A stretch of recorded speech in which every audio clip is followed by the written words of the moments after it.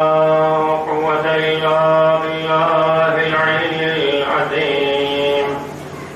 أعوذ بالله من الشيطان الرجيم. بسم الله الرحمن الرحيم. الحمد لله رب العالمين، والصلاة والسلام على أشرف الأنبياء والمرسلين، حبيب إله العالمين أبي القاسم المصطفى محمد، والصلاة والسلام على أهل بيته الأطهار، ولعنة الله على أعدائهم أجمعين من الآن إلى قيام يوم الدين. آمين يا رب العالمين.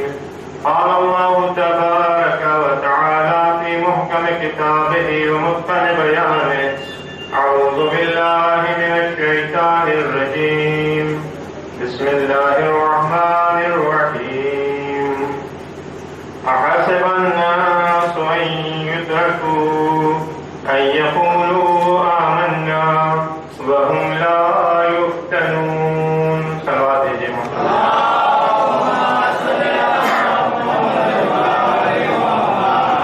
ایک بار سورہ ہم، 3 بار سورہ توحید کی تلاوت فرما کر مرحوم جرار حسین صاحب نے دلدار حسین صاحب کی روح کو رسالت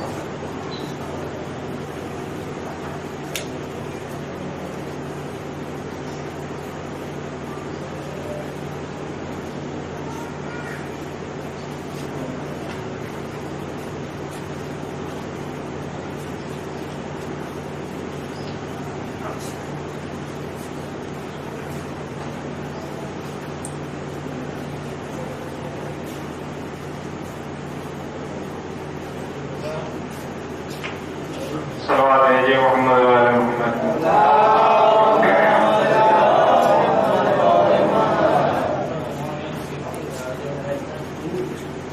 بعض بزرگان حیات تقلید کرتے ہیں اور مقام ولایت حضرت آیت اللہ العظمیٰ قامدی حفظہ اللہ تعالیٰ نے عید قربان سے لے کر کے عید غدیر تک کو عشرۂ ولایت کا نام دیا ہے.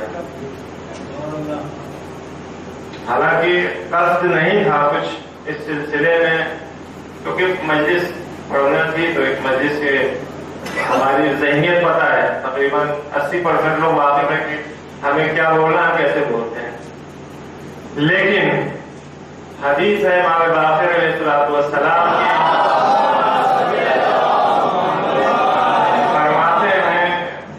الاسلام علی 5، اسلام کی بنیاد 5 چیزوں کے اوپر: الصلاۃ والزکاۃ والصوم والحج والولایہ.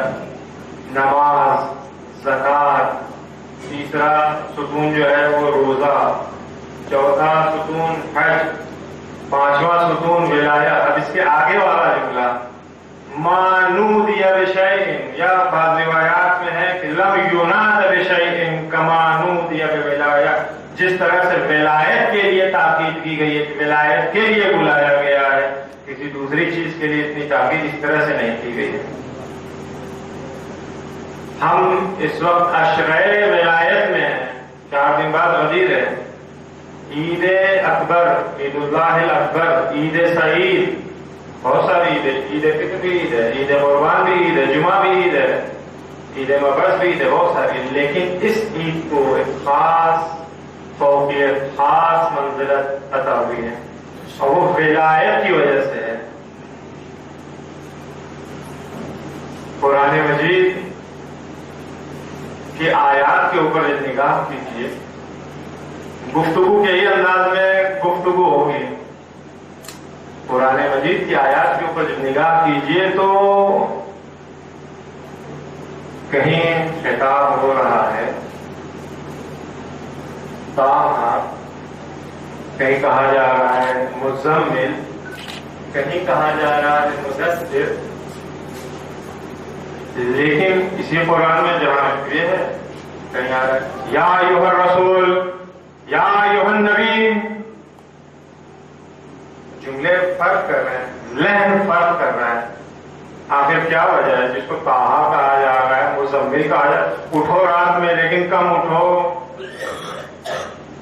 یاسین کہا جا رہا ہے اس کے لیے اس طرح سے آرڈر یا ایھا الرسول یا ایھا النبی. یہ کیوں ہے؟ اس بات کو اپنے ذہن میں رکھیے گا. تاریخ اسلام میں دو اہم تاریخیں ہیں. ایک تاریخ نزول وحی ہے،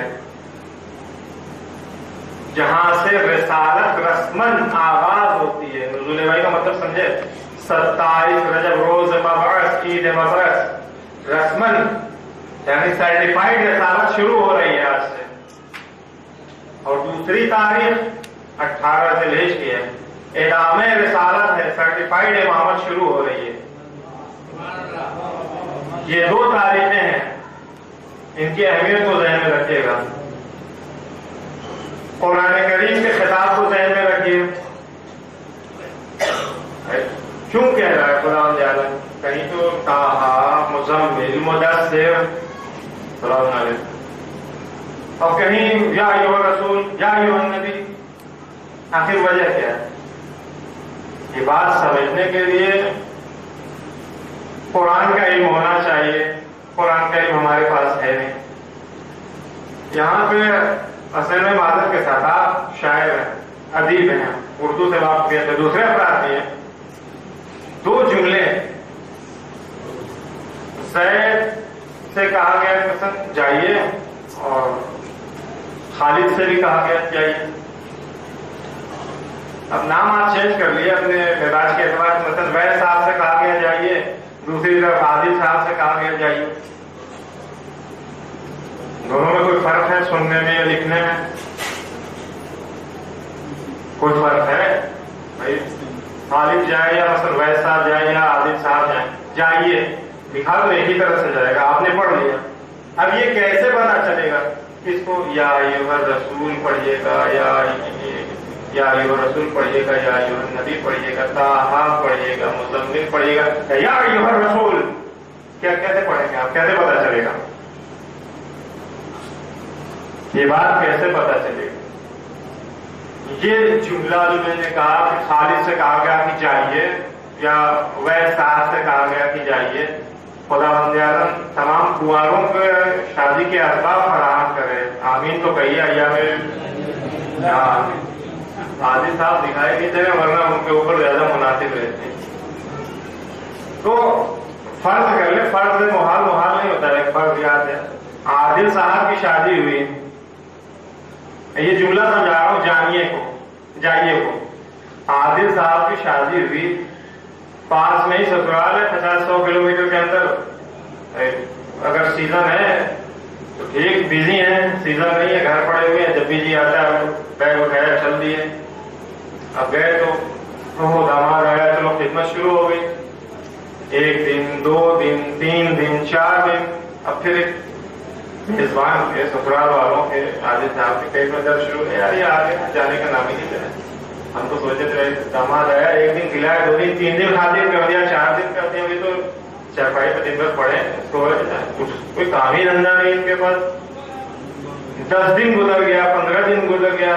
ارے بھائی داماد جی کچھ کام دھندا؟ ہاں وہ درد آج کل مندی ہے، کچھ کام نہیں ہے. تو میں نے کہا چل کے آپ سب لوگوں سے ملے. ہاں تو مل لیے ہو، پھر آگے کچھ نہیں. اب یہ کھل کے کہہ نہیں سکتے، بیٹی کا معاملہ ہے، کھل کے کہہ نہیں سکتے کہ تشریف لے جائیے. 1 مہینہ گزر گیا. 1 مہینے کے بعد انہیں گھر کی یاد آئی. صبح اٹھے، ہاں اچھا وہ ہم چلتے ہیں اپنے گھر. یہ تو بندے خدا 1 مہینے سے ہی چاہیے رہتے، کوئی تم پہلے چلے گئے ہوتے 25 دن پہلے. کہا اچھا ٹھیک ہے جائیے. اچھا ٹھیک ہے جائیے. یہ تو وحید صاحب جب اپنی سسرال پہنچے، ان کا بیک گراؤنڈ کیا؟ شادی ہو گئی، اجازت ہے تو شادی ہو گئی، سسرال بھی اگرچہ پاس میں ہے لیکن وقت نہیں ہے. مشغولیت زیادہ ہے، نہیں جا پاتے. 2 سال کے بعد 3 سال کے بعد کبھی پہنچ گئے تو پہنچ گئے. اتفاق سے گزر رہے تھے، ان کے پاس 2 گھنٹے کا وقت تھا، تو انہوں نے سوچا کہ چل کر کے ذرا سب سے ہم ملاقات کر کے ہیں. اب پہنچے جیسے ہی سسرال میں، وہ سب اوپر نیچے، ارے داماد آیا، آئیے بیٹھیے. 2 گھنٹے بعد جب ایک کہ اچھا اجازت دیجیے اب ہمیں چلنا ہے، واپس جانا ہے، تو سب کہاں جائیں گے، کیوں جائیں گے؟ ارے رکیے تو کوئی خالو جان، کوئی پھپھا جان، کوئی کچھ بیٹا، کوئی بھائی، رک جاؤ اور یہ پکا دیں گے، یہ کھلا دیں گے، یہ خدمت کر دیں گے. ہر آدمی پیچھے لگا ہوا ہے، لیکن نہیں جانا ہے، مجھے بہت دیر ہو رہی، جانا ہے. آخر میں ٹھیک ہے جائیے، ٹھیک ہے جائیے. یہ 2 جائیے ہے جو میں نے کاغذ پر لکھ دیا اور آپ کے سامنے پیش کر دیا کہ بتائیے دونوں میں فرق کیا ہے. آپ انصاف سے بتائیے، پہلے والا جائیے اور یہ دوسرا والا جائیے، دونوں میں فرق ہے یا نہیں ہے؟ پہلے والے جائیے میں نفرت ہے، ایک اتنا پکا دیا ہے اس آدمی نے کہ بس دفع ہو، گھر خالی کرو ہمارا کسی صورت سے، نکلو یہاں سے، ہماری جان چھوڑو. ایک انزجار ہے پہلے والے جائیے. لیکن دوسرا والا جائیے ہمارا دل نہیں کر رہا ہے کہ آپ جائیے، ہم یہ چاہتے ہیں کہ آپ رکیے، اپنی خدمت کا موقع دیجیے، ہم راضی نہیں ہیں لیکن مجبوری ہے، کیا کریں، دل گوارا نہیں کر رہا ہے، لیکن افسوس کے ساتھ جائیے، مجبوری ہے، کیا کر سکتے ہیں. فرق ہے یا نہیں؟ ہم اردو زبان ہو کر کے، ہندی زبان ہو کر کے، ہندی اردو کے جائیے کا فرق ہم تمیز نہیں کر سکتے، تشخیص نہیں دے سکتے. قرآن مجید کے لازوال الفاظ ان کو کیسے ہم تشخیص دیں گے؟ اور شاید یہی وجہ ہے کہ پیغمبر نے کہا تھا انی تارک فیکم الثقلین کتاب اللہ و عترتی ما ان تمسکتم بہما لن تضلوا ابدا بعدی. اب میں گرا بہا مضبوط سنگین چیزیں چھوڑ کے جا رہا ہوں تمہارے درمیان، اگر تم ان دونوں سے متمسک رہو گے تو ہمارے بعد گمراہ نہیں ہوگے. لہذا اگر قرآن کو سمجھنا ہے تو اہل بیت کے پاس آؤ، اہل بیت کو سمجھنے میں کوئی دقت دشواری ہو رہی ہے تو قرآن سے سہارا لو. ایک سلوات بھیجیے محمد والا.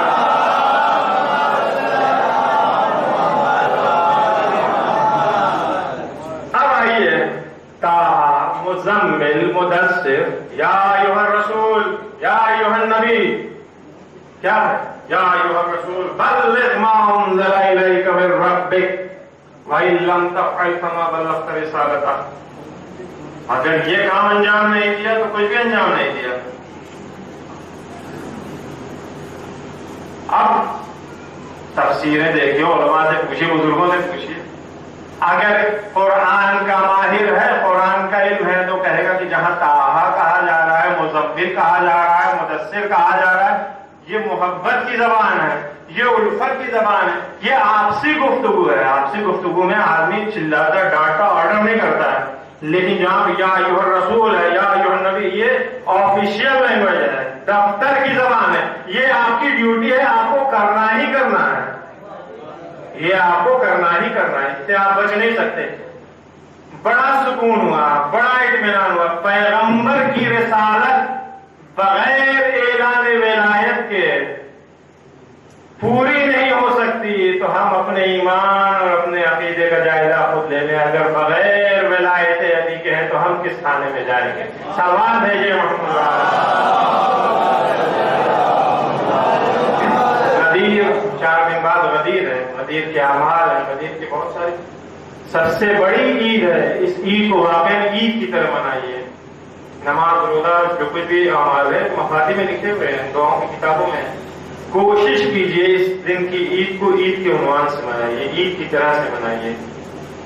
غسل ہے اس دن، روزہ رکھنے کا بے انتہا ثواب ہے. خالی ثواب گنائے گا، خالی اسی کے اوپر بولے آدمی تو 1 گھنٹہ ہمارے غدیر کے سلسلے میں تفصیل کرتا جائے گا. بچوں کو عیدی دیجیے، صاف ستھرے کپڑے، اگر نئے کپڑے ممکن ہے میسر ہے، نئے کپڑے پہنیے، ایک دوسرے کے گھر آئیے جائیے، صلہ رحمی کیجیے. مستحب ہے یہ ساری چیزیں. ایک دوسرے کے ہاتھ میں ہاتھ دے کر عقد اخوت پڑھیے. عقد اخوت پڑھنے کے بعد سے پھر خاندانی دشمنیوں، بھائی بھائی کی دشمنی اور پڑوسی کا جھگڑا، یہ سب نہیں رہ جائے گا. اگر عقد اخوت پڑھ لیا تو پھر سب بھولنا پڑے گا آپ کو. پھر سارے اختلافات، ساری قدورتیں دل سے دور کرنی پڑیں گی. اطعام کا ثواب ہے ایک دوسرے کو. روزے رکھنے کا ثواب ہے، اور جو انسان روزے دار کو افطار کرے، اللہ اکبر، کہ ثواب کا حساب بے انتہا حساب ہے. مولانا ہے، بتائیں گے آپ لوگوں کو اتنا تفصیل. تو کوشش یہ کیجیے گا، یہ ساری گفتگو وہاں سے یہاں تک کی، یہ ایکسٹینڈ ہے ہماری گفتگو میں. اصل گفتگو ابھی ہمارے نہیں ہے. حوصلے سے بیٹھیے گا، سنیے گا.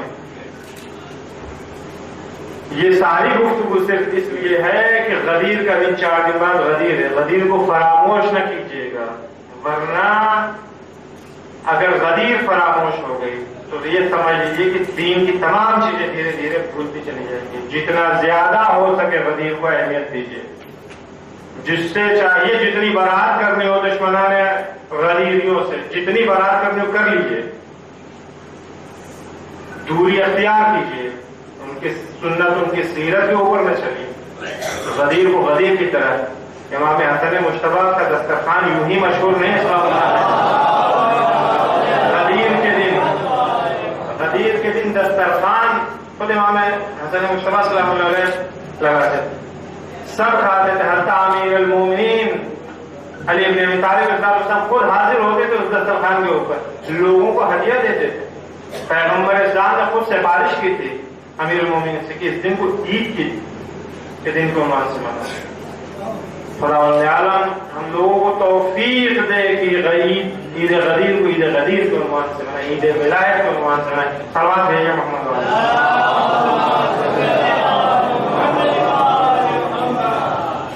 حسب الناس، جس آئے کریمہ کی تلاوت کا شرف حاصل کیا تھا، یہ جو تھی سورہ عنکبوت کی دوسری آیت ہے. احسب الناس ان یترکوا ان یقولوا آمنا وهم لا یفتنون. کیا لوگ صرف اس گمان میں، صرف اس خیال میں تو اپنی زبان کے اوپر یہ جاری کر دیں گے کہ صاحب ہم ایمان لے کر کے آئے ہیں، چھوڑ دیے جائیں گے. وهم لا یفتنون، اور ان کا کوئی حساب و کتاب، یفتنون حساب و کتاب نہیں بلکہ ان کا کوئی امتحان اور آزمائش نہیں ہوگی. موضوع گفتگو، موضوع سخن آزمائش اور امتحانات الہی ہے. اب جو بھی گفتگو ہوگی وہ نہ دائیں جائے گی نہ بائیں جائے گی، صرف اسی ٹریک پر رہے گی. جو کچھ بھی ہوگی گفتگو اسی ٹریک پر رہے گی.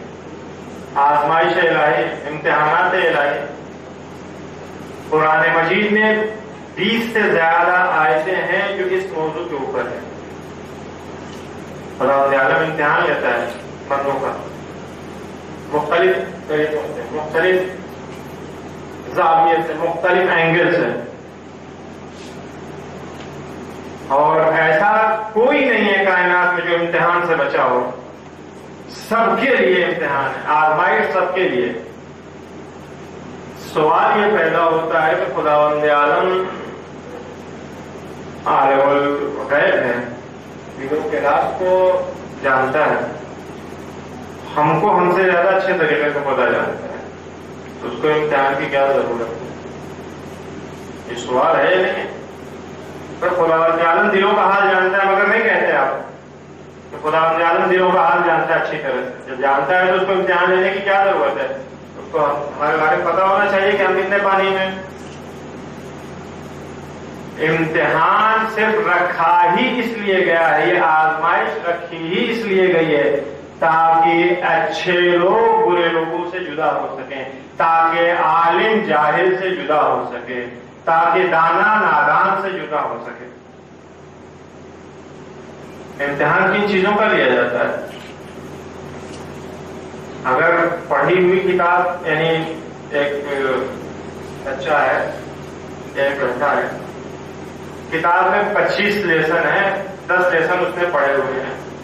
ٹیچر کی عقلمندی نہیں ہے کہ وہ ان 10 لیسن میں سے جو پڑھ رکھتے ہیں اس میں سے امتحان لیں. اچھا ممتحن وہی ہوگا جو پوری کتاب سے ایگزام لے. معمولاً ریٹن پیپر میں تو یہ چیز جو لکھنے والے امتحان ہوتے ہیں ان میں تو یہ چیز ممکن نہیں ہے، لیکن اختبار جو ہوتا ہے، موخک پرشن، اورل ایگزامینیشن، اس میں یہ ممکن ہے کیونکہ 1 بائی 1 آتے ہیں لوگ. ضروری نہیں ہے جو سوال فیاض محسن سے کیا وہی ویس صاحب سے بھی کیا جائے، جو ویس صاحب سے کیا جائے وہی ادوار صاحب سے کیا جائے، ہر آدمی سے الگ الگ۔ پڑھانے والے کو معلوم ہے کہ میں کتنے پانی میں ہوں، کس حد تک میں نے پڑھا ہے، کون کون سے لیسن میں نے پڑھے ہوں گے، کیونکہ جب آدمی پڑھاتا ہے تو اس کو معلوم ہو جاتا ہے، کیوں ماسٹر جی؟ تو جیسا شاگرد ہوتا ہے اس سے ویسا ہی سوال کہتا ہے۔ اگر ٹیچر کو یہ معلوم ہو جائے کہ اس نے صرف کتاب کا ابتدائی حصہ پڑھا ہے، بیچ کا اور آخری حصہ نہیں پڑھا، تو بیچ سے اور آخر سے ہی پوچھے گا، کیونکہ یہ عقل مندی نہیں ہے کہ ابتدائی پڑھا دے تو ابتدائی سے ہی پوچھ لو۔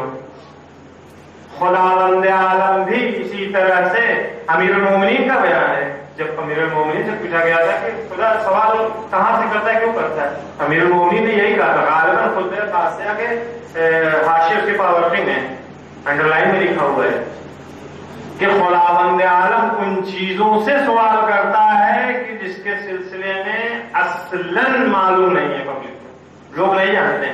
نہیں جاننے کا مطلب یہ نہیں ہے کہ ان کو بتایا گیا ہے، قرآن نازل ہوا ہے، سامنے ہے، آپ پڑھ نہیں رہے، دوسری چیزیں آپ کے پاس پڑھنے کا ٹائم ہے، ڈائجسٹ پڑھ سکتے ہیں، دوسرے ناولس پڑھ سکتے ہیں، دوسرے چیزیں جو بھی ہیں آپ پڑھ سکتے ہیں، قرآن نہیں پڑھ سکتے۔ یہ کوتاہی ہماری ہے، ہم جاہل ہیں قرآن کے سلسلے میں۔ مثلا میں مثال کی بات دے رہا ہوں، مثال کے طور پر تو قرآن ہمارے سامنے، ہم پڑھ سکتے ہیں، جاہل ہیں اس لیے ہم سے سوال کیا جائے گا قرآن کے سلسلے میں۔ تو یہ امتحان یہ سبھی کے لیے ہے، امتحان اور آزمائش، اس سے انسان اپنے آپ کو نہ بچا سکتا ہے اور نہ بچ سکتا ہے۔ مرحلہ سخت بھی ہے اور بہت آسان بھی۔ گفتگو دھیرے دھیرے سنیے، سوال دیجیے محمد والے کو۔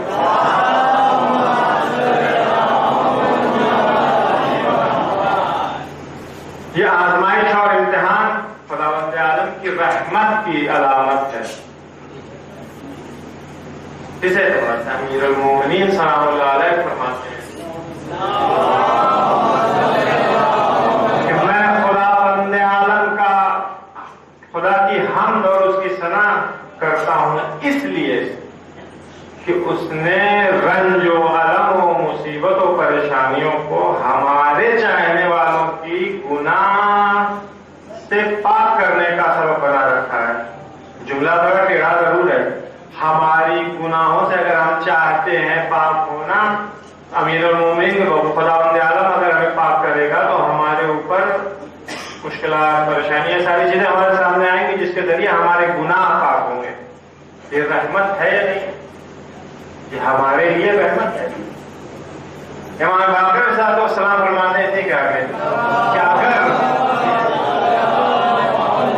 خداوند عالم کسی بندے کو عزیز رکھنا چاہتا ہے، اس کو احترام اور منزلت دینا چاہتا ہے، درحال اس بندے نے گناہ کیے ہوتے ہیں، خداوند عالم اسے مریض کر دیتا ہے، خداوند عالم اسے مریض کر دیتا ہے۔ اگر مریض نہیں کرتا ہے تو خداوند عالم اسے فقر و تنگدستی میں مبتلا کر دیتا ہے۔ اگر فقر و تنگدستی میں مبتلا نہیں کرتا ہے تو موت کو اس کے لیے سخت کر دیتا ہے۔ کس کے لیے؟ ایسے شخص کے لیے جسے خداوند عالم عزیز رکھنا چاہتا ہے، احترام بخشنا چاہتا ہے، عزت بخشنا چاہتا ہے۔ لیکن اگر خداوند عالم کسی بندے کو اس کے حال پر چھوڑ دینا چاہتا ہے، اس کے حال پر چھوڑ دینا چاہتا ہے، بے اہمیت اس کو دکھانا چاہتا ہے کہ اس کی کوئی حیثیت اہمیت نہیں ہے، تو خداوند عالم اس کو جسم سالم، تندرست جسم دیتا ہے۔ بہت عجیب بات ہے، تندرست جسم سے عطا کرتا ہے۔ اگر تندرست جسم نہیں دیا تو رفاہ، آرام و آسائش زندگی میں سکون چین عطا کر دیتا ہے، جاؤ ٹھاٹ سے رہو، ٹانگ پھیلا۔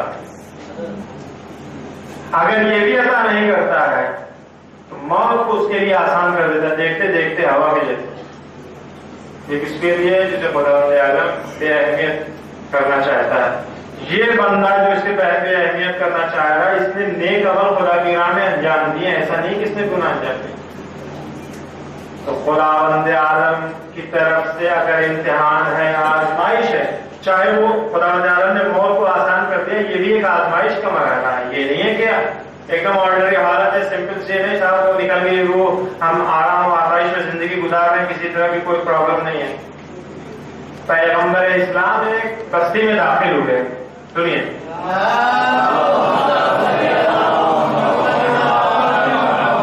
ایک بستی میں پیغمبر اسلام داخل ہوئے, ایک گھر میں گئے, تشریف لے گئے. دیوار, شاید واقعہ آپ کو سنا ہوا, دیوار کے اوپر ایک مرغی بیٹھی تھی.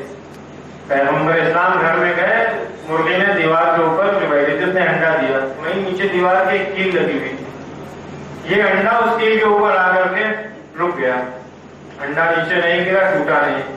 جیسے پیغمبر کی نگاہوں نے اس منظر کو دیکھا, پیغمبر تعجب سے پیغمبر دیکھ رہے, بے انتہا متعجب ہے پیغمبر. صاحب خانہ نے جس کا گھر تھا اس نے کہا یا رسول اللہ آپ تعجب سے دیکھ رہے ہیں؟ کہا ہاں مجھے بہت تعجب ہو رہا ہے. اس نے کہا خدا کی قسم جس نے آپ کو مبعوث بے رسالت کیا ہے, آج تک میں نے ذرہ برابر مصیبت نہیں دیکھی. مصیبت کیا چیز ہوتی ہے, پریشانی کیا ہوتی ہے, جو اس آدمی کو بیان ہے. جیسے ہی پیغمبر نے اس جملے کو سنا, بیٹھے ہوئے تھے, کھڑے ہو گئے. اس کے اندر پیغمبر نے کھانا کھایا نہ پانی پیا, اور فرمایا کہ اگر کوئی بندہ ذرہ برابر بھی مصیبت اس تک نہیں پہنچی ہے تو یہ شخص خداوند عالم کے لطف سے محروم ہے. خدا کے لطف اس شخص کو شامل حال نہیں. یعنی ہمیشہ یہ نہ سوچیے کہ ہری ہری جو ہے وہ پھر ہری ہی ہری ہے. اس ہری ہری میں بھی کوئی مصلحت ہے. کبھی کبھی سوکھے سوکھے کے بارے میں بھی سوچنا چاہیے. سوال بھیجیے محمد.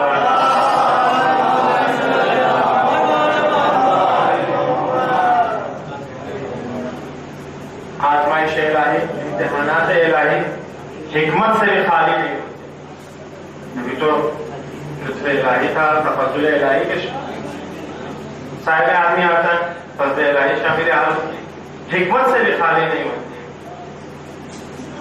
اور مومن کا اصول بھی یہی ہونا چاہیے. ایک مومن ہمیشہ اگر مومن ہے تو حکمت الہی کے آگے اپنے پیشانی کو اسے خم کرنا چاہیے. اگر خداوند عالم کی حکمت کو تسلیم کر رہا ہے حقیقی معنی میں مومن ہے. اور اگر حکمت کو تسلیم کر رہا ہے تو جو بھی خیر و خوبی ہو, اچھائی برائی جو بھی ہو, آزمائش ہے, امتحان ہے.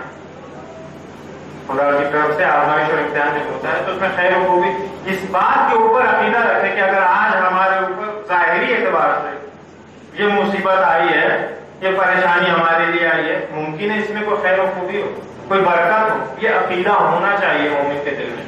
زیادہ نقل ہوا ہے کہ ایک بادشاہ تھا.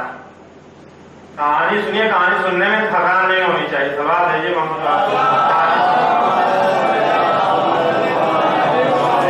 کہانی اس لیے سنا رہا ہوں کہ بات سمجھ میں آ جائے, ورنہ یہ جملے جو ہیں شاید گاڑھے گاڑھے ہوں, بہت زیادہ ذہن میں نہ اترتے ہیں. کہانیوں سے بات آسان ہو جاتی ہے. ایک بادشاہ تھا, اس کا ایک وزیر تھا. وزیر کی عادت تھی کہ ہر بات کے اوپر کہتا تھا خیر ہے انشاءاللہ. خیر یعنی نیک, اچھا, خیر ہے انشاءاللہ. ایک دن دسترخوان لگا ہوا تھا, بادشاہ سلامت کا, وزیر بھی وہیں موجود تھا. بادشاہ کھانا نوش فرما, کسی چیز کے لیے بادشاہ نے چاقو اٹھایا, چاہ کے اپنے ہاتھ سے کاٹ کے کھائیں. وہ چاقو بجائے اس کی کہ جس چیز کو بادشاہ کاٹنا چاہ رہے تھے ہاتھ کے اوپر, بادشاہ کی انگلی کے اوپر لگا, وہ انگلی کٹ گئی, کٹ کے جدا ہو گئی. وزیر نے اپنی عادت کے مطابق جیسے لکھا کہا خیر ہے انشاءاللہ. بادشاہ بھی تو انگلی گئی, اوپر سے یہ طنز بادشاہ کو لگ گیا کہ ہمارا تو کہہ رہا خیر ہے انشاءاللہ. فوراً حکم دیا اس کو زندان میں بھیجو, جیل میں ڈالو اٹھا کر کے اسے. اب جب جیل میں لے جانے لگے تو کہہ رہا ہے خیر ہے انشاءاللہ. یہ بات یہیں رک جائیے, خیر ہے انشاءاللہ. کچھ دن گزرا, بادشاہ شکار کے لائق ہوا, اپنے سپاہیوں کو لیا, شکار پر نکلا. یہ ہوا میں لکھی ہوئی کہانیاں نہیں ہیں. یہ نہ سوچیے گا کہ گڑھ رہا ہے مولوی بیٹھ کر کے, گڑھ نہیں رہا ہوں.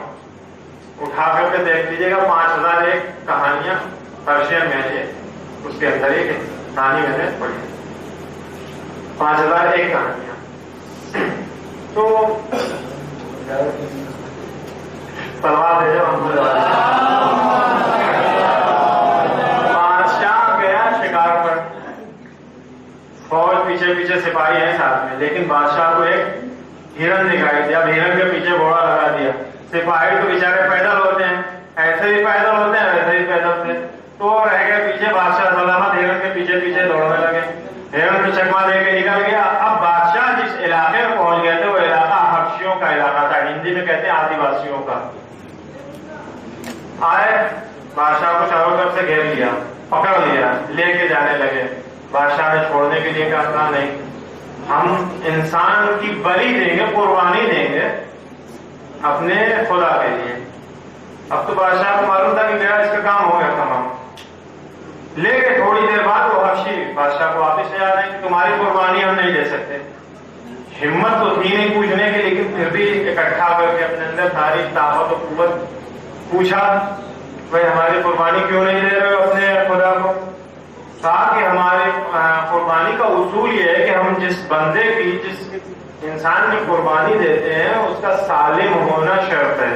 नाकिस इंसान की कुर्बानी हम अपने खुदा को नहीं पेश करते, तो लिहाजा तुम आजाद हो जाओ। कहा जैसे ही उसने ये कहा, मेरे जहन में वजीर का वो जुमला याद आया कि खैर है इंशाअल्लाह।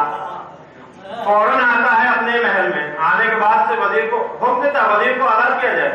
जैसे ही वजीर आता है पूरी कहानी उसको सुनाया, कहा कि देखो मेरा वाला खैर जो तुमने कहा था खैर है इंशाअल्लाह, उंगली कटने पे इसकी बात तो समझ में आ गई मेरे की क्या खैर था उसमें। लेकिन जब तुम जेल में जा रहे थे, जिंदान में जा रहे थे, तुमने कहा था खैर है इंशाअल्लाह, इसकी क्या वजह है? कहा बादशाह सलामत, अगर मैं नहीं कहता खैर है इंशाअल्लाह तो आप मुझे जेल में नहीं डालते, उंगली कटी रहती आपकी। आप 4 दिन बाद शिकार पर जाते, मुझे भी अपने साथ लेकर के जाते, मुझे भी अपने साथ लेकर के जाते, और सिपाही तो पीछे रह जाते, मैं घोड़े पर आपके साथ आके आता तो खस्ता, हम दोनों गिरफ्तार होते वहां से। वो आपको जिबा करने के लिए लेके जाता, जब देखा कि आप नाक़िसुल उज़्व हैं, आपकी एक उंगली नहीं है, वो तो आपको छोड़ देता, फिर मेरी नौबत आती, मैं जिबा होता आपके बदले। तो मैंने जो कहा था कि मेरा जिंदान जाना ये भी खैर है, अगर मैं जिंदान नहीं जाता तो आज में मरा होता। आप आराम से मजे काट रहे हो। तो अजीज़ान मोहतरम, खुदावंद आलम, अगर किसी ये उंगली कटना आपने आसानी से सुने, लेकिन जिसकी उंगली कटी उससे पूछिए, ये उसके लिए मुसीबत है, उसके लिए मुश्किल है ये मराना, लेकिन खैर है इंशाअल्लाह, ऐसे पता चलता है कोई न कोई हिकमत जरूर होती है। अब अगर मोमिन है तो इस खैर के आगे, इस हिकमत के आगे सरे तस्लीम हम करेगा। सलाम भेजिए मोहम्मद।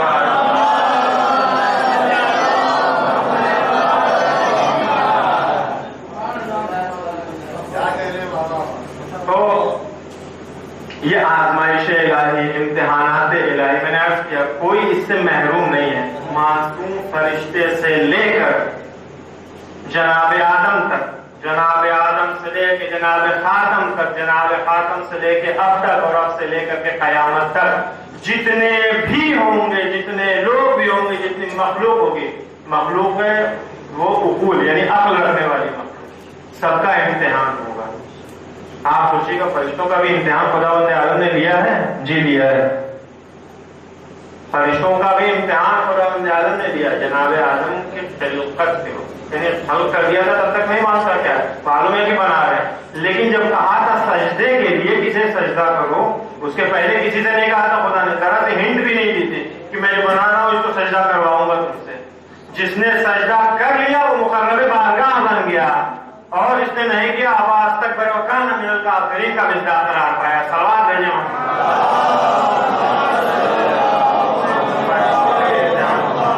अंबिया इलाही, तमाम अक्सर अंबिया इलाही का, जनाब नूह, जनाब यूनुस, जनाब अय्यूब, जनाब ज़करिया, जनाब दाऊद, जनाब सभी का। वइज़ इब्तला इब्राहीम रब्बुहु बिकलिमात, इब्तिला जनाब इब्राहीम का इम्तिहान लिया है। कलिमात कलमा नहीं है, कलिमात है, यानी एक से ज्यादा कई बार इम्तिहान लिया है। तारीख़ अंबिया में है कि जब जनाब इब्राहीम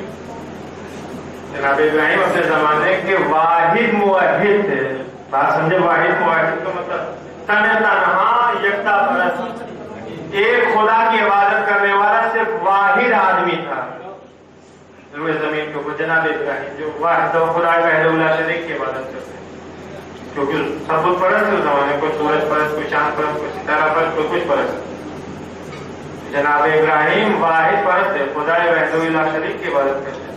صحرا میں بھیڑ بکریاں اپنی چرا رہے تھے، ایک دفعہ کانوں میں ایک آواز آئی، سبوح قدوس رب الملائکۃ والروح۔ جیسے ہی جناب ابراہیم کے کانوں میں یہ آواز آئی، چاروں طرف دیکھنا شروع کیا، ان پہ دکھائی نہیں دیا، کون ہے یہاں پہ جو میرے محبوب کا ذکر کر رہا ہے؟ اس ذکر کو اگر ایک بار اور دہراؤ گے، تکرار کرو گے، تو جو بھیڑ بکریاں میری آئیں اس میں سے آدھی میں تم کو دے دوں گا۔ پھر آواز آئی، سبوح قدوس رب الملائکۃ والروح۔ پھر جناب ابراہیم نے چاروں طرف دیکھا، کوئی دکھائی نہیں دے رہا تھا۔ پھر انہوں نے تیسری بار کہا کہ اگر ایک بار اور تکرار کرو گے تو بچی ہوئی بھیڑ بکریاں سب میں دے دوں گا۔ تیسری بار پھر آواز ہے۔ یہ ہمارے آپ کے لیے ایک واقعہ، لیکن جناب ابراہیم جانتے ہیں اور خدا جانتا ہے کہ یہاں پہ آزمائے جا رہے تھے۔ جناب ابراہیم نے اپنی ساری دولت ان کی وہی بھیڑ ہوتی ہے، جو کچھ تھا سب قربان کر دیا خدا کے راہ۔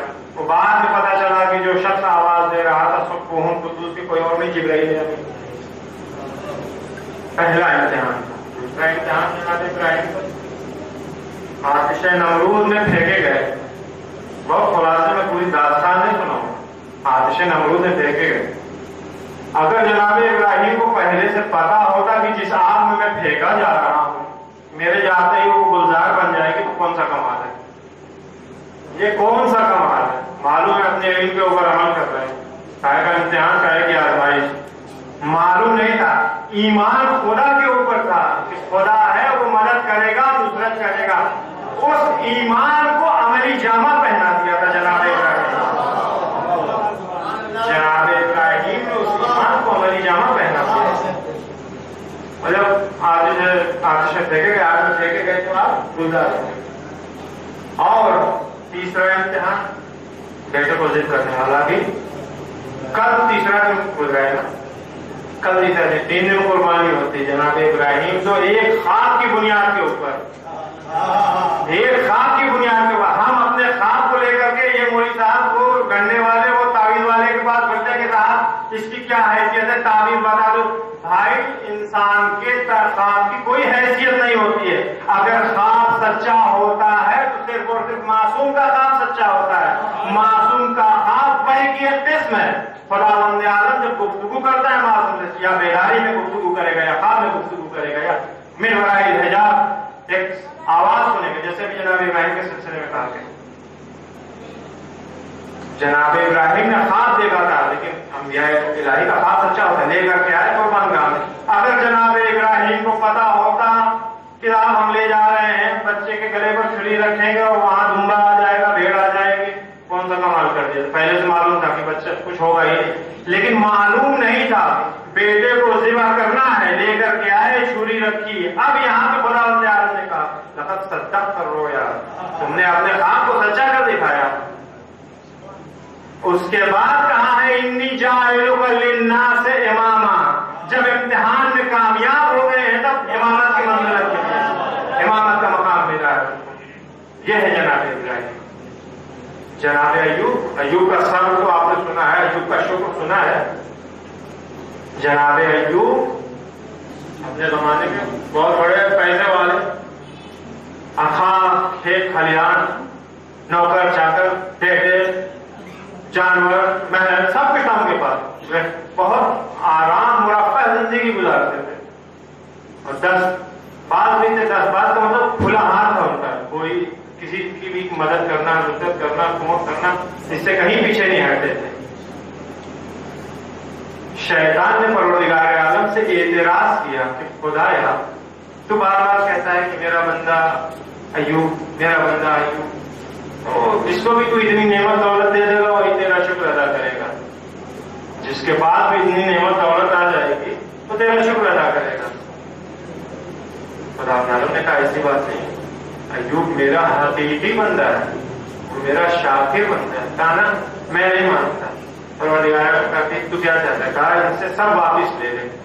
फिर हम देखें अजीजान मुहतरम, जनाब अय्यूब की फसल देखते देखते बर्बाद हो गई, सारे जानवर मर गए, घर गिर गया, बच्चे मर गए, एक बीवी और जनाब अय्यूब मरद में मुब्तला, शदीद मरद।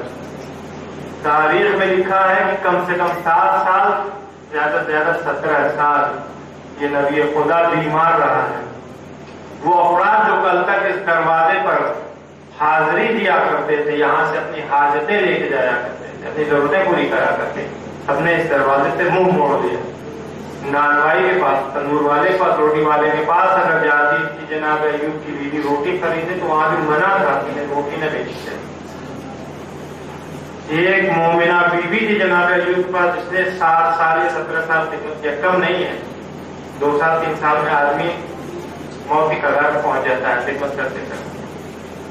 उसके बाद जनाब अय्यूब ने परवरदिगार आलम को आवाज दी, अय्यूब इतना अदारा करो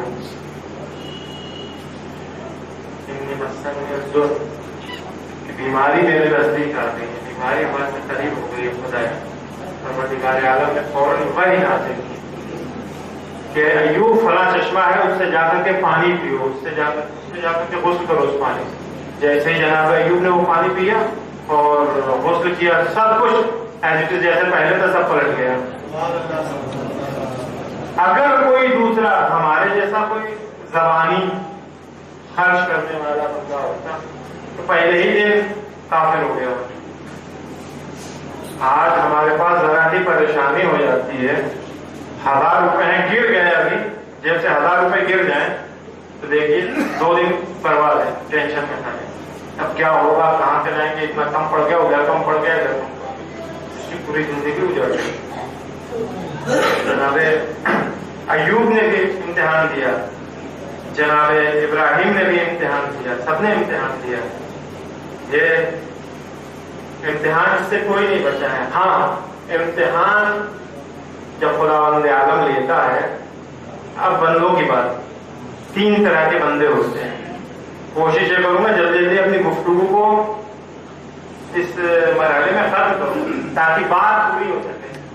आजमाइश इलाही, इम्तिहानात इलाही कभी ज़लज़ले की शक्ल में है, कभी फक़र की शक्ल में है, कभी बेकारी की शक्ल में है, कभी औलाद न होने की शक्ल में है, कभी दुनिया भर की मुसीबत, जितनी परेशानियां हैं, इसको सब उठा करके इम्तिहान इलाही के अकाउंट में रखिए कि खुदावंद आलम आपका इम्तिहान ले रहा है। हज़ियान को पकड़ने की जरूरत नहीं। 3 तरह के अपराध होते हैं खुदावंद आलम के इम्तिहान के साथ। पहले नाउमीद अपराध है।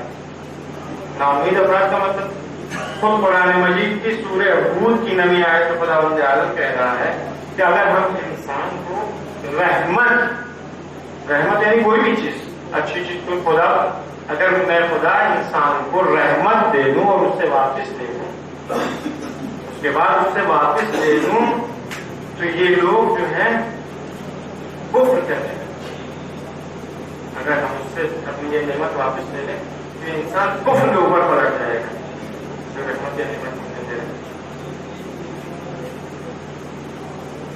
है नहीं है। अभी मैंने कहा ना कि 1000 रुपए हमारे जेब से गिर जाए, या लगातार मैं मरीज हो जाऊं, खुदा न खास्ता मैं घर में कोई मरीज हो जाए, 4 छोड़ की सीधी शुरू हो जाएंगे, पता हम ही देते हैं, हमारा ही घर दिलाता खुदा को, पता नहीं क्या है, नमाज भी पढ़ रहे हैं, रोजा भी रख रहे हैं, खुम्स भी दे रहे हैं, हज भी कर लिया है, ज़ियारत भी कर, हमारे घर में सारी परेशानी हमारी दरवाजा देख रखा है, मौत भी यही हो रही है, परेशानियां भी यही आती।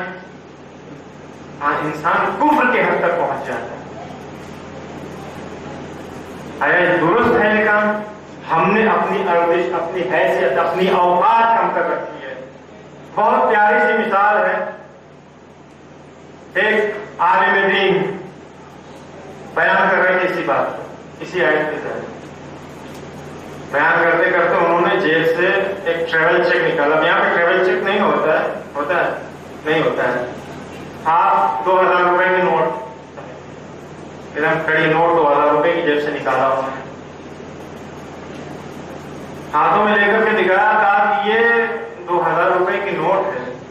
इस पूरे मजमे में कौन है जो चाहता है कि इस नोट का मालिक हो? پورے مجمع نے اپنے ہاتھ اٹھا دیے، کہا ایسے نہیں، کہتا رکو، اس نوٹ کو لے کر کے ہاتھ میں کو بیٹھا ہوا ہے، کہا آپ بتاؤ اس نوٹ کون ہے تم میں سے جو اس نوٹ کو لینا چاہتا ہے، مالک بننا چاہتا ہے؟ پھر سب نے ہاتھ اٹھا دیا، کہا انہوں نے کہا نہیں، ابھی بھی نہیں، نوٹ کو زمین پہ رکھا، پیر میں 2-3 اس کے اوپر پیر مارا، یعنی یہ دیسی مدرا کی توہین کی بات نہیں کر رہا ہوں، ایک مثال ہے، پیر سے انہوں نے اس کو مارا، اس کے اوپر گرد اور خاک ڈالی، پھر کہا آپ بتاؤ کون حاضر ہے تم میں سے جو اس نوٹ کو لے لے؟ پھر سارے مجمع نے ہاتھ اٹھا دیا کہ صاحب ہم۔ کہا کہ کاش، اے کاش انسان بھی اپنے آپ کو کم سے کم اس نوٹ کی طرح بنا لے۔ آپ دیکھیے اس 2000 کی نوٹ جب یہ پلین تھی، ایک دم کڑی تھی، تب بھی اتنی ہی تھی، اینٹ دیا تب بھی اتنی ہی تھی، چاہنے والے بھی اتنے ہی تھے، اس کے پیر سے مار دیا، گرد و خاک ڈال دی، اس کے باوجود بھی چاہنے والوں کی تعداد میں کمی نہیں آئی۔ ہمارے اوپر مصیبت نازل ہوتی ہے، ہمارے اوپر پریشانیاں نازل ہوتی ہیں، ہم کیوں بکھر جاتے ہیں؟ ارے کوئی تو ہے جو اس مجمع میں ہمیں چاہے گا اس مشکلات کے باوجود۔ سوال ہے یہ محمد والا، کوئی تو ہے جو ہمیں چاہے گا۔ اگر مجمع میں نہیں کوئی ہوگا تو خدا تو ہے جو ہمیں چاہ رہا ہے۔ ہم اپنے آپ کو ہاتھ دے کر اس نوٹ کی حیثیت تو دے دیں، اتنا تو ہمارے اندر ہونا چاہیے۔ یہ ایک گروپ ہے جو نا امید ہو جاتا ہے کہ نہیں کہا ہم کوئی مشکل آگے پریشانی ہوگی، فوراً یا ہم سے فلاں نعمت چھین دی گئی، چلو کافی ہو جائے۔ دوسرا گروپ راحت طلب افراد کا ہے، ان کا ایمان اور عقیدہ سست ہوتا ہے۔ کون ہوتے ہیں یہ لوگ؟ زبان سے تو کہتے ہیں کہ ایمان لے آئے، ایمان لے آئے، زبان سے کہیں گے ہم بہت شاکر ہیں، بہت شاکر ہیں، لیکن میدان عمل میں بے صبرے، مر بھوکے، دیسی زبان میں صبر نام کی کوئی چیز نہیں ہے ایسے افراد کے پاس، شکر نام کی عملی کچھ نہیں ہے۔ سورہ حج میں خداوند عالم ارشاد فرما رہا ہے کہ اگر یعنی یہ اس طرح کے کچھ افراد ایسے ہوتے ہیں کہ جو خدا کی عبادت ایک خاص طرق اور خاص مشروط طریقے سے انجام دیتے ہیں، ایک خاص پیٹرن بنا کر بس اسی طرح سے مجھے عبادت انجام دینی ہے خدا کی، کوئی دوسری چیز نہیں۔ اور اگر ان کو اس کے نتیجے میں کوئی خیر و خوبی مل جاتی ہے تو بہت خوش ہوتے ہیں، پیغمبر کے اوپر بھی ایمان لے آتے ہیں، اسلام کے اوپر بھی عمل کرتے ہیں۔ لیکن اگر ذرہ برابر بھی مصیبت چھو جاتی ہے فوراً پلٹتے ہیں کفر کی طرف۔ یہ اس کی وجہ سے برا ایسا ہوا۔ قرطبی اور فخر رازی انہوں نے اس آیت کے ذیل میں اپنی تفسیر میں لکھا ہے کہ بادیہ نشینوں کا ایک گروپ، کچھ لوگ پیغمبر اسلام سے ملنے کے لیے آئے، آنے کے بعد اب اگر ان کا جسم سالم رہتا ہے، یعنی جو ملنے آئے نا بادیہ ہے نا، بادیہ نشین، اگر ان کا جسم سالم رہتا ہے، ان کے گھوڑے اچھے بچے دیتے ہیں، یعنی گھوڑیاں اچھے بچے دیتے ہیں، ان کی عورتوں کے ہاں لڑکوں کی ولادت ہوتی ہے، رزق اور جانور میں برکت ہوتی ہے، تو فوراً یہ پیغمبر کے ہاتھوں کے اوپر ایمان لے آئیں گے، خدا کا سجدہ کرتے ہیں۔ لیکن اگر خدا نخواستہ کسی عورت کے یہاں ان میں سے لڑکی پیدا ہو گئی، کوئی جانور مر گیا یا کوئی انسان مر گیا، یا کہیں خدا نخواستہ کوئی بیمار ہو گیا، فوراً شیطان جو ہے ان کے دل و دماغ میں وسوسہ کر کے گھر بنا لے گا کہ دیکھا یہ وہی دین ہے جس کے لیے تم گئے تھے، نہ اس دین کے چکر میں پڑے ہوتے، نہ اس محمد صلی اللہ علیہ وسلم ان کے چکر میں پڑے ہوتے، یہ اسی کے کہتے ہیں، ان کے چکر میں پڑے تو ان کے پیچھے گئے کہ بدبختی تمہارے یہاں تھا۔ یہ ایسے افراد یہ ہے ابن الوقت، آپ تعبیر کر دیجیے، ادھر دیکھا ادھر اچھا، ہاں بھیا بہت اچھا، ادھر کرپا ہے پربھو کی، ادھر دیکھا ہاں اللہ کا شکر اللہ بھائی ادھر ہی والا ہے تمام، ادھر دیکھ دیکھی ادھر گر گئے، ادھر دیکھ دیکھی ادھر گر گئے۔ ایسے لوگوں کا کوئی ایمان نہیں ہوتا، یہ سست ایمان ہے، ضعیف العقیدہ لوگ ہیں۔ عقیدہ وہ ہونا چاہیے جس کے لیے خدا وقت کہنا ہے، جس کے لیے رسول خدا ہے۔ اور تیسرا گروپ وہ ہے صابرین اور شاکرین کا، یعنی صابر بندوں کا، شاکر بندوں کا۔ صابر اور شاکر کے لیے اجر عظیم ہے، اور ایسے افراد کم نہیں ہیں، آپ اٹھا کے دیکھے تاریخ بہت سارے افراد۔ آخری بات، اگرچہ بڑی ہے، ذرا 10 منٹ لگے گا، یہ آزمائش اور امتحان جو ہو رہی ہے یا ہوتی ہے یہ کن چیزوں کے ذریعے ہوتی ہے، کیسے ہوتی ہے؟ وَلَنَبْلُوَنَّكُمْ بِشَيْءٍ مِّنَ الْخَوْفِ وَالْجُوعِ وَنَقْصٍ مِّنَ الْأَمْوَالِ وَالْأَنفُسِ وَالثَّمَرَاتِ وَبَشِّرِ الصَّابِرِينَ۔ سورہ بقرہ کی 155 نمبر کی ہے۔ خداوند عالم کبھی بھوک کے ذریعے، کبھی پیاس کے ذریعے، کبھی اولاد کے ذریعے، کبھی جان کے ذریعے، کبھی مال و دولت کے ذریعے، کبھی محصولات کھیتی اور باغ وغیرہ میں کمی کے ذریعے کہ اس میں پھل اور کم ہو یا پیداوار فصلیں کم ہو، ان چیزوں کے ذریعے امتحان لیتا ہے۔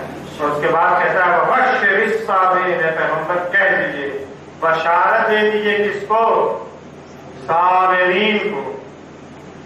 امتحان میں اگر کامیاب ہونا ہے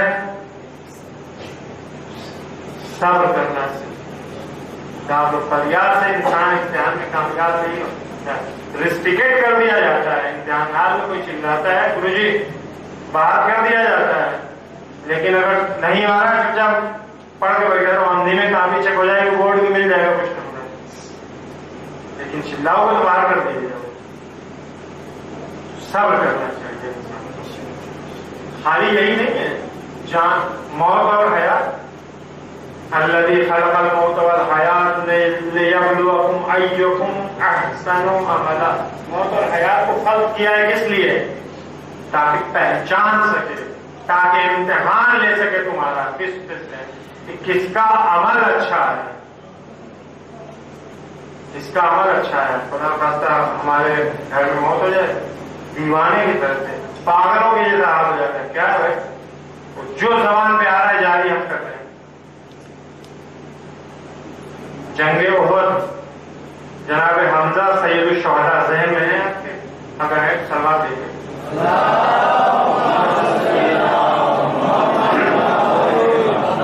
جناب حمزہ جنگ احد میں شہید ہوئے، خالی شہید نہیں وہ مسلح کیا گیا، ان کی لاش کے ساتھ بے حرمتی کی گئی، دانت کاٹ دیا گیا تھا، ناک کاٹ دی گئی تھی، جگر نکالا تھا۔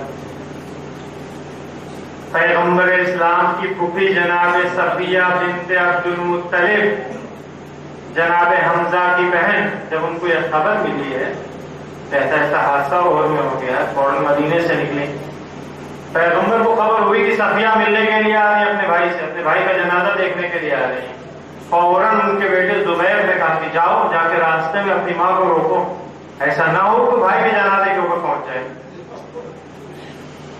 زبیر راستے آ کر کے منع کرتے ہیں کہ آپ نے جائیے، وہاں پر پیغمبر نے منع کیا، کہا کہ میرا بھائی اپنی شہادت پہ راضی تھا خدا کی راہ میں، مسلح ہونے کے اوپر راضی تھا خدا کی راہ میں، میں کیوں نہ راضی ہوں؟ میرا بھائی راضی ہے، میں جاؤں گا اپنے بھائی سے۔ آ کر کے زبیر نے بتایا پیغمبر صاحب سے، کہا کہ صفیہ کو نہ روکو، آنے دو۔ جب صفیہ آئی بھائی کے جنازے غور سے دیکھا، بھائی کے جنازے دیکھنے کے بعد ہم آپ ہوتے خوب چلاتے۔ یہ درس کے لیے واقعہ ہے، انسان کو کیا کرنا چاہیے؟ 2 رکعت نماز پڑھی جنازے پر، اس کے بعد سے انا للہ و انا الیہ راجعون کلمہ استرجاع زبان پر جاری کیا، بھائی کے لیے طلب مغفرت کیا ہو، رخصت ہو گئی۔ یہ ہے جناب صفیہ، خدا عالم یہ امتحان تھا نا، ان کے لیے بھی امتحان تھا، سبھی کے لیے امتحان، پیغمبر اسلام کے لیے بھی امتحان تھا، جناب صفیہ کے امتحان تھا۔ خدا عالم کبھی دنیا طلبی، مال اور دولت کے ذریعے امتحان لیتا ہے۔ دنیا طلبی نے انسان کو برباد کر رکھا ہے۔ آج کے زمانے میں دیکھیے اکثر برائی، اسی میں مخالف نہیں ہوں پیسے کمانے کا، پہلے بھی شاید کہہ کے گیا تھا، مبارک میں کہا تھا میں نے، پیسے کمائیے کمائیے، اتنا کمائیے کہ فرعون بن جائیے، یعنی فرعون بننے کے لیے فرعون اتنا کمائیے، لیکن فرعونیت اپنے اندر نہ آنے دیجیے، فرعونیت اپنے اندر نہ آنے دیجیے۔ پیسے کمائیے، پیسے کمانا، آپ کمائیے گا تو آپ کے کام آئے گا، آپ کے دین کے کام آئے گا، نہیں کمائیے گا تو سب فقیر ہی فقیر بنے گے۔ پیسے آپ کمائیے تاکہ آپ کا دین آپ کے لیے کام آئے، آپ اپنے دین کے لیے کام آئے۔ ابو ہریرہ کا نام سنا ہے، بہت بڑا جو اہل حدیث جال کرنے والا۔ سن 7 یا 8 ہجری میں حضرت مسلمان ہوئے ہیں، اور کم سے کم 2 سال، زیادہ سے زیادہ 3 سال پیغمبر اسلام کے ساتھ رہے۔ زیادہ اصحابی کا نجوم کی لائن میں بھی آتے ہیں، اور ماشاءاللہ کتابیں بھی وہ پوری کتاب لکھی ہوئی ہے۔ یہ انتہائی بھائی بات نہیں جا رہا ہے، یہ انتہائی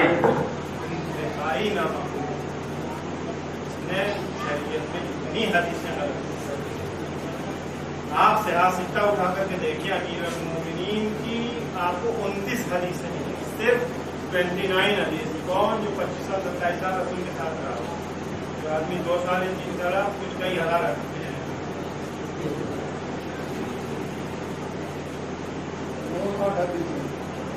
یہ کہاں سے ہے؟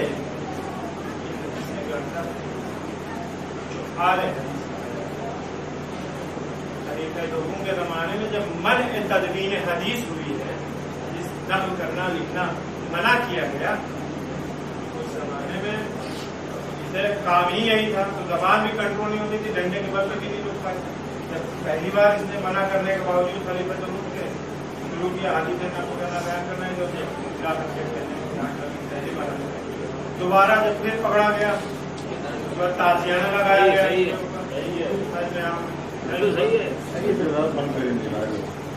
عام میں تازیانہ لگایا گیا، اور تیسری بار بھی جب یہ نہیں مانا تو اسے شہر بدل کر دیا گیا۔ 21 ہجری میں علا نام ہے حاکم بحرین کا، بحرین کے گورنر گڈیم کا۔ یہ 21 ہجری میں علا کا جب وفات پاس آیا علا، تو اس نے خلیفہ دوم نے ان کو بھیجا کہ جاؤ بھائی گورنر ہو تم بحرین کے، ابو ہریرہ یہ بحرین کا گورنر بنا کر کے بھیجا۔ لیکن جب انسان حب دنیا طلب میں لپت ہو جاتا ہے، ڈوب جاتا ہے اسی کے اندر، پھر بچنا ناممکن ہو جاتا ہے۔ کچھ ہی وقت گزرا تھا کہ 4 لاکھ دینار اس زمانے میں پار کر دیا، پتا چلا فوراً نکل اصل کیا۔ اب کیا کریں، پیسے کی انکم رک گئی، 4 لاکھ تو لے لیا بھگا، لیکن اب کیا کرے گا؟ اب بڑی حکومت سے ملا جاتا، معافیہ نے امیر المومنین کی توہین کرنے کے سلسلے میں بعض صحابیوں کو، بعض تابعین کو مجبور کیا کہ وہ آئیں اور ایسی توہین آمیز حدیثیں حضرت کو چاہتے گڑھے۔ ان میں سے ایک یہ تھا، ان میں سے ایک یہ شخص تھا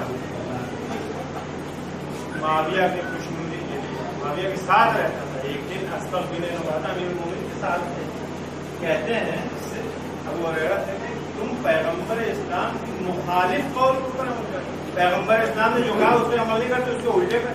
پیغمبر نے کہا تھا علی کے دوست کو دوست رکھو، دشمن کو دشمن رکھو، تم علی کے دشمن کو دوست رکھتے ہو اور علی کے دوستوں کو دشمنی کرتے ہو۔ اس کا جواب سنیں کیا؟ انا للہ و انا الیہ راجعون۔ یہ جواب معاویہ کے ساتھ پیسہ حاصل کرنے کے لیے کوئی کسر نہیں چھوڑ رہے، کوئی کسر نہیں چھوڑ رہا۔ معاویہ کے ساتھ مسجد کوفہ میں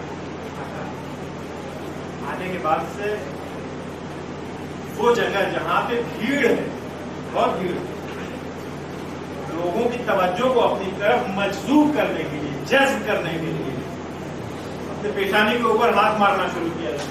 اور کوئی بھی آدمی بھیڑ میں کام کرے گا، ہر آدمی دیکھنے لگے کہ ہو کیا رہا ہے،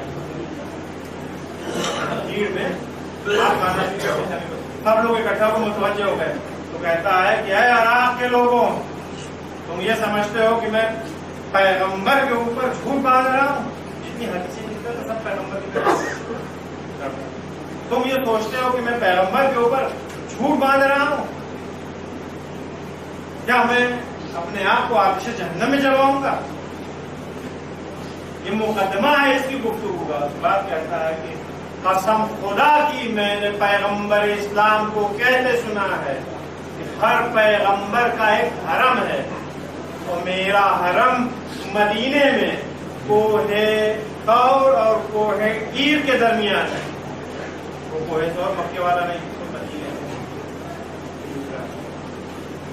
اس کے درمیان میرا حرم ہے. اور جو کوئی بھی میرے حرم میں کسی طرح کی کوئی بدعت ایجاد کرے گا، خدا کی، فرشتوں کی اور تمام مومنین، تمام لوگوں کی لعنت کا مستحق ہوگا. سب کی لعنت میں خدا معاف کرے، نقل کو نباشت. لیکن یہ آپ کی اطلاع ہے کہ دیکھیے کیسے مذہب کو نقصان پہنچا، کیسے افراد نے اپنے آپ کو بدنام کیا ہے.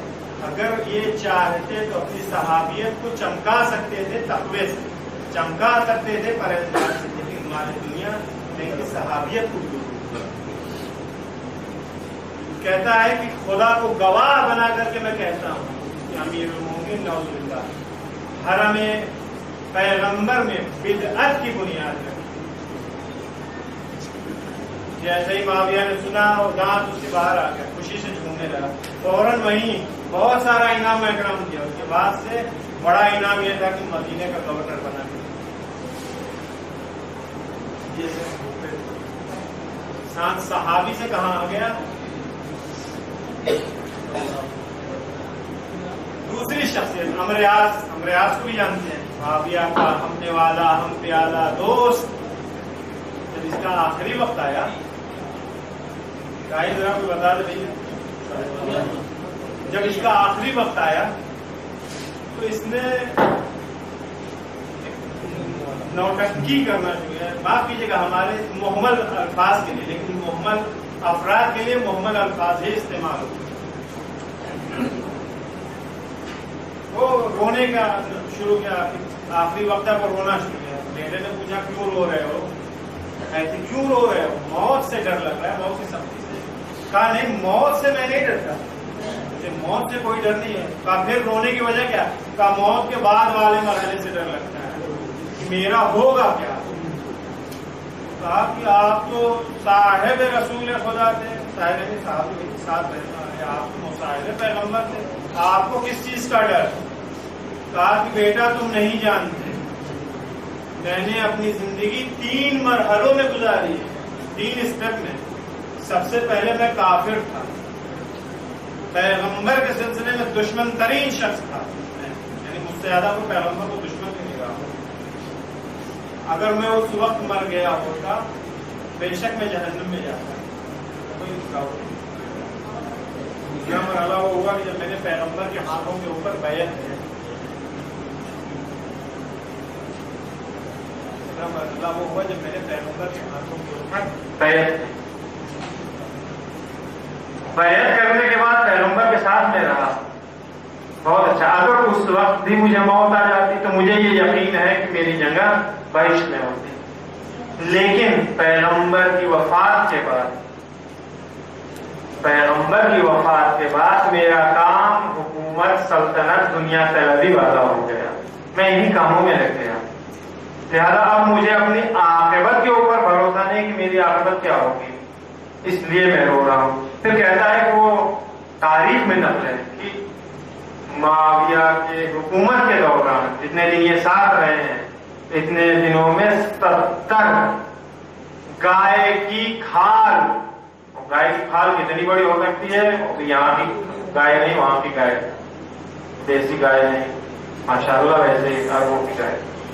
70 گائے کی کھال جواہرات اور لال سونے سے بھری ہوئی، یہ انہوں نے سرمایا تھا. 70 کھالیں گائے کی بھری ہوئی جو کمایا تھا وہاں سے.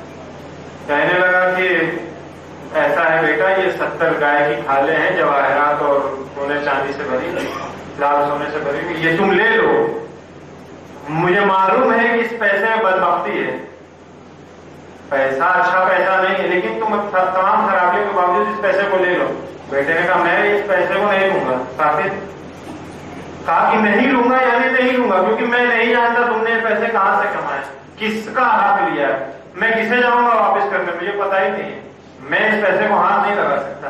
یہ خبر جب معاویہ تک پہنچی تو اس نے کہا، فوراً پیغام بھیجا کہ تمام خرابیوں تمام برائیوں کے باوجود میں راضی ہوں، یہ پیسہ ہمیں دے دو، تمام برائیوں کے باوجود میں راضی ہوں، یہ پیسہ مجھے دے دو۔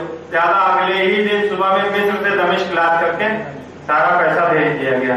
عزیزو، اگر خدا کے اوپر کسی کا عقیدہ ہوگا کہ خدا رازق ہے، اگر یہ عقیدہ کسی کا ہے کہ ابھی اس لیے دل میں ہے دماغ میں عام مسلمان ہے تو خدا رازق ہے، واقعی اس کے اوپر عملی جامہ پہنائیے۔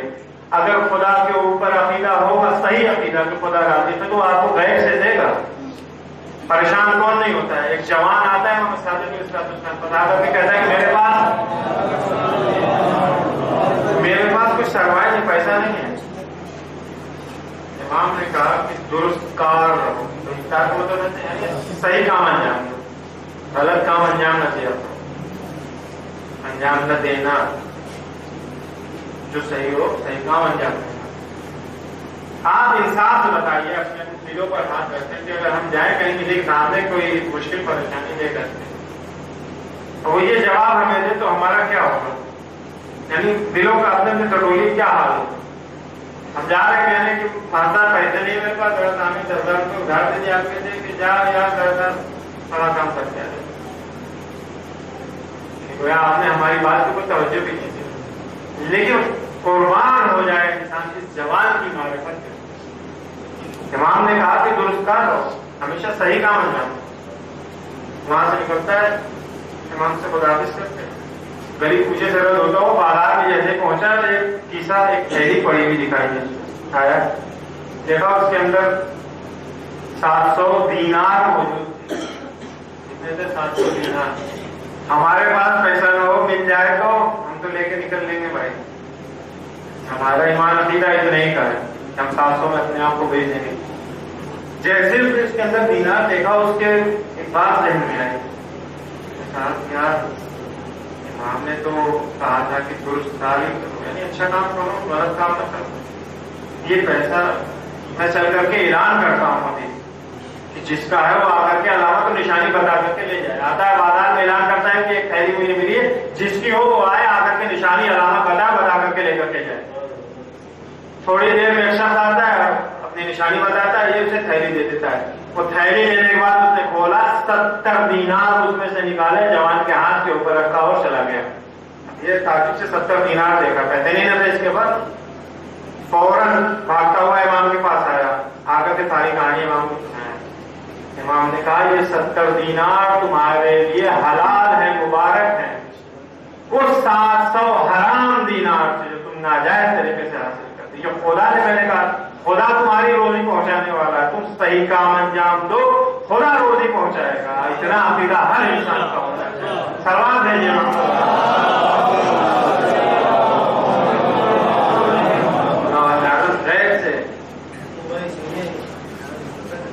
خداوند غیر سے روزی پہنچاتا ہے، فقر و فاقے کے ذریعے خداوند عالم امتحان لیتا ہے، اولاد کے ذریعے امتحان لیتا ہے۔ پیغمبر اسلام کا ایک بیٹا تھا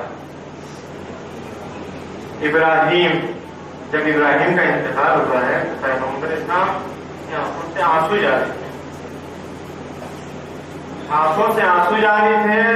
دیکھنے والوں نے، چاہنے والے موجود تھے اطراف میں، کیونکہ پیغمبر بہت بےتاب ہوئے اپنے اس بیٹے کی جدائی کے اوپر۔ دیکھنے والے جب آئے پیغمبر کہ آپ تو ہم سے کہا کرتے ہیں کہ رویا نہ کرو، اس طرح سے نہ کیا کرو، منع کرتے ہیں، ہمیں خود رو رہے ہیں۔ پیغمبر نے کہا کہ ہاں میری آنکھیں اشک بار ہیں، میری آنکھیں اشک بار ہیں، میرا دل غم زدہ ہے، لیکن میری زبان کے اوپر کوئی ایک کلمہ بھی ایسا جاری نہیں ہوا ہے جس سے میرا خدا غضب نہ ہو جائے۔ اگر کسی کا کوئی مرتا ہے تو رونا فطری ہے، دل غم زدہ ہونا فطری ہے۔ پیغمبر کے لیے بھی یہ امتحان کا مرحلہ تھا، ہمارے یہاں کے لیے بہت آسان سی بات ہے، لیکن پیغمبر کے لیے امتحان کا مرحلہ تھا کہ بیٹا مر گیا، لیکن زبان سے ایک حرف کچھ نہیں، صرف آنکھوں سے آنسو جائے، باپ ہے نا، فکری امتحان دیکھنا چاہیے کربلا میں ابتدائے کربلا اصل مقدمے کربلا امتحان سے ہی شروع ہو رہا ہے اور آخر تک بلکہ آج تک سب امتحان ہی امتحان.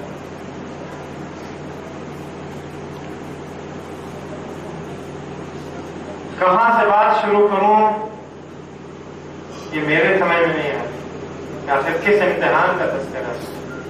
زینب کبریٰ کے امتحان کا یا جناب علی اکبر کے، قاسم کے امتحان کا یا محمد کے، ابوالفضل عباس کے امتحان کا یا سید الشہداء کے امتحان یا اصحاب حسینی کے امتحان؟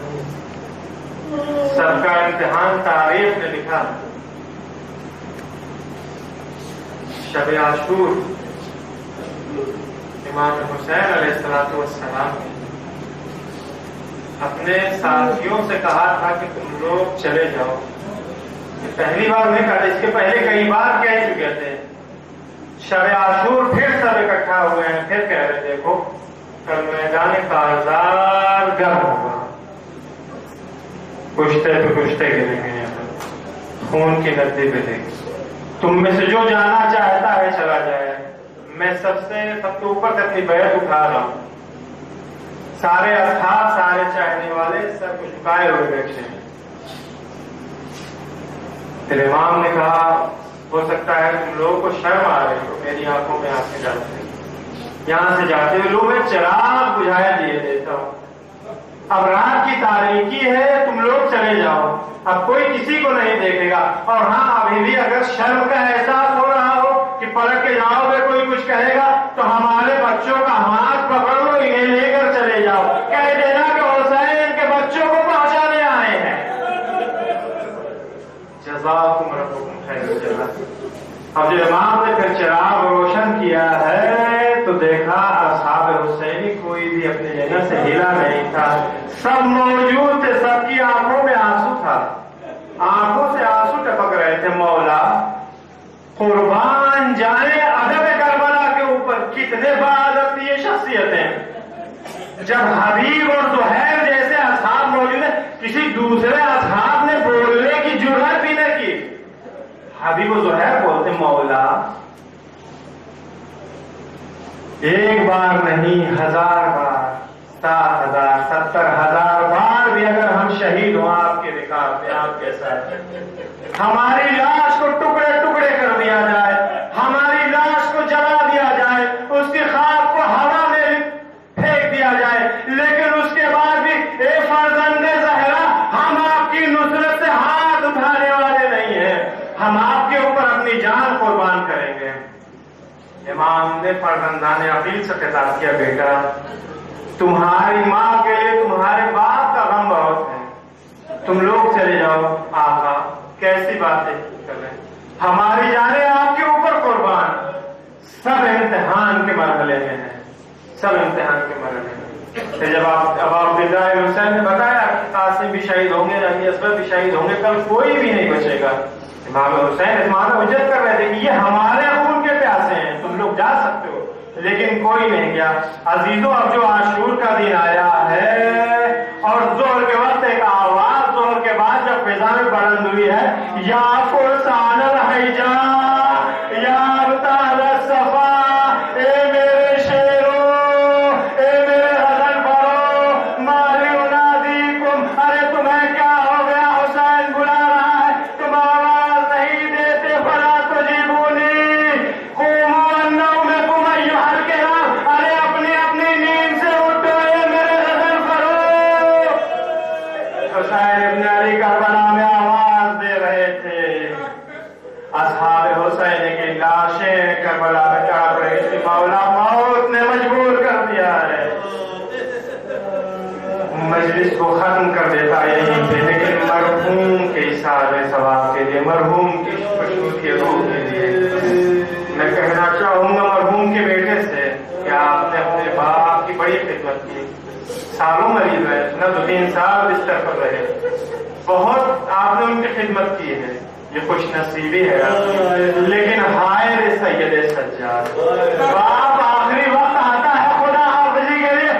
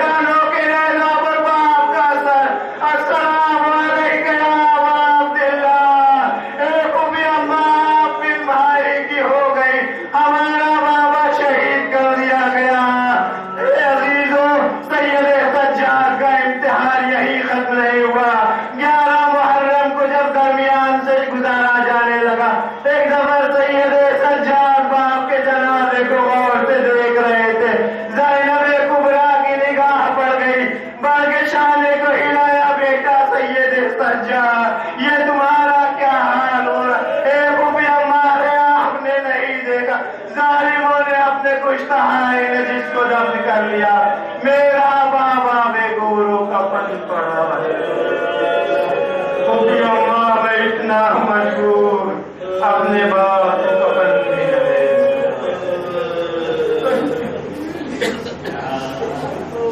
أسألك الله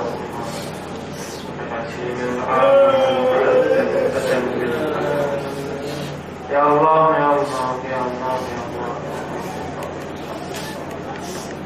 إلهي بحق الزهراء بها وطعمها وطنها